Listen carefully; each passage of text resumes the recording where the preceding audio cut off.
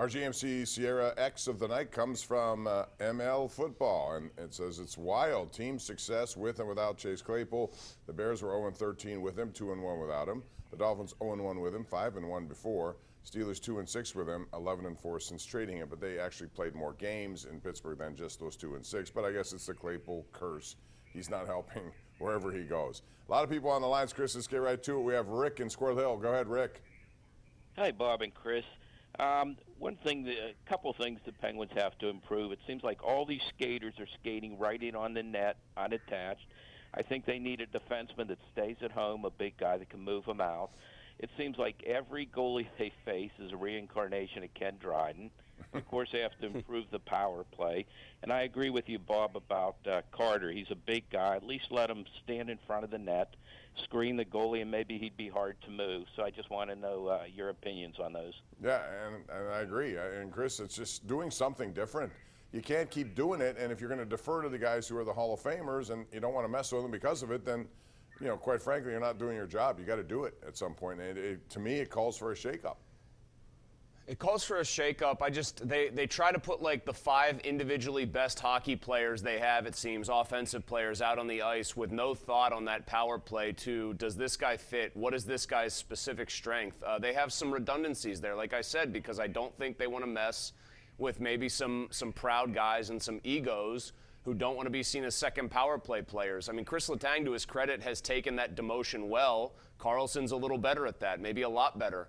But Malkin and Crosby, I mean, I would do some radical stuff here. I would switch it up. I would split those two up.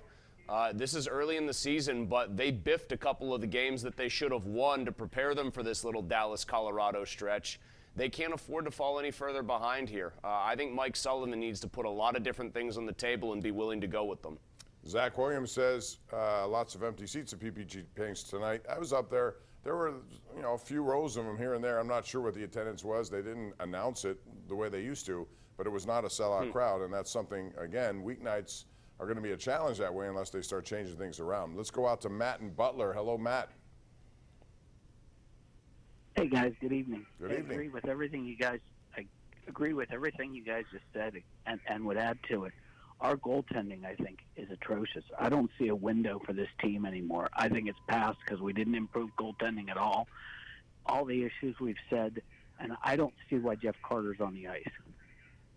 You see what again about Carter? I didn't hear what he said about Carter. Why Jeff Carter's on the ice? I mean, I think he's a fourth liner. He's a power play guy if you want to get a body in front of the net. I mean, I think he obviously can only play a handful of minutes a game as a fourth-line hockey player. So put him on a power play when need be. If he's going to be on that's another thing that I think Mike Sullivan needs to do.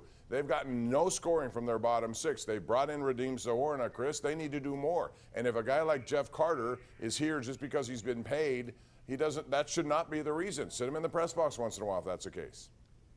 Yeah, again, I think they need an infusion of youth at times. They need to be willing to shake up the lineup itself. I will offer this caveat. I mean, the goaltending's been a problem too. Nedeljkovic,